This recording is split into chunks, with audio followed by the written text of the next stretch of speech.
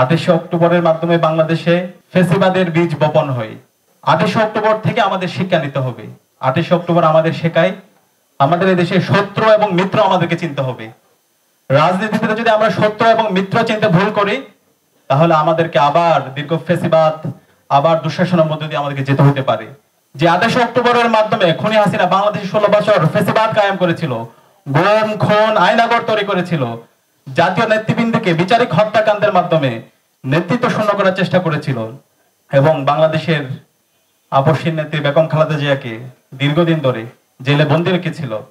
সেই 28 অক্টোবর থেকে আমাদের শিক্ষা নিতে হবে। আমরা যদি শত্রু এবং মিত্র এখন পর্যন্ত আইডেন্টিফাই করতে না পারি, তাহলে সামনে আবার আমাদের জন্য দুঃশাসন আসতে পারে।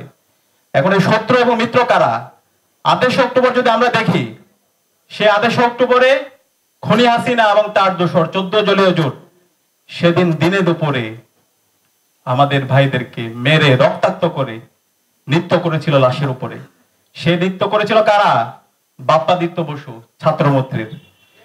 এই দোসররা, এই কালচারাল ফ্যাসিস্টরাই শাহবাগ কায়েম করার মাধ্যমে বাংলাদেশে দীর্ঘদিন ধরে ফ্যাসিবাদ কায়েম করেছিল। আমাদের আলেম ওলামাদের উপর যে হত্যাকাণ্ড হয়েছিল, সেই হত্যাকাণ্ডের বৈধতা দিয়েছিল। আল্লামা দেলোয়ার হোসেন সাঈদীর রায় পরবর্তী সারা দেশে যে গণহত্যা সংঘটিত হয়েছিল, সেই গণহত্যার বৈধতা দিয়েছিল।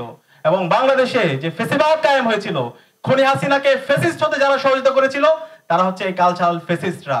এবং এই কালচারাল ফ্যাসিস্টরাই আমাদের পার্বত্য চট্টগ্রামে যে আজকে বাংলাদেশের অখণ্ডতা, বাংলাদেশের স্বাধীনতা, সার্বভৌমত্ব আজকে যে উজ্জ্বল অবস্থায় আছে, এই পার্বত্য চট্টগ্রাম মেজর জিয়ার, শহীদ জিয়ার এবং বেগম খালেদা জিয়ার সিগনিফিকেন্ট অবদান আছে।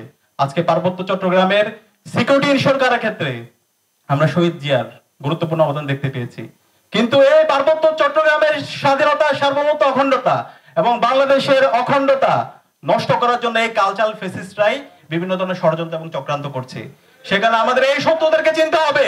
জুলাই বিপ্লবের পরে আজকে এদেশের মানুষ আজাদী পেয়েছে, এদেশের বাংলাদেশপন্থী মানুষ আজাদী পেয়েছে। এই বাংলাদেশপন্থী মানুষদের মধ্যে বিভাজন তৈরি করার জন্য এই কালচারাল ফ্যাসিস্ট শক্তি আবার নতুন ভাবে ষড়যন্ত্র এবং চক্রান্ত করছে। আমি সবাইকে অনুরোধ করব, এই 28 অক্টোবর থেকে শিক্ষা হচ্ছে এই কালচারাল ফ্যাসিবাদের বিরুদ্ধে, কালচারাল ফ্যাসিস্টদের বিরুদ্ধে, মুজিববাদের বিরুদ্ধে আমাদের সবাইকে ঐক্যবদ্ধ থাকতে হবে। আমরা কি পারবো? ইনশাআল্লাহ, ইনশাআল্লাহ। এবং একই সাথে আমি অনুরোধ করব, আমাদের আজকে জুলাই বিপ্লবের পরে 1 বছর হয়ে গেছে, অন্তর্বর্তীকালীন সরকারকে শহীদদের রক্তের উপর বসানো হয়েছে। যে প্রত্যাশা, যে আকাঙ্ক্ষা নিয়ে আমরা বসেছি, যেভাবে বিপ্লবকে ধারণ করার দরকার ছিল, আমরা তার ব্যর্থ হয়ে দেখতে পাচ্ছি।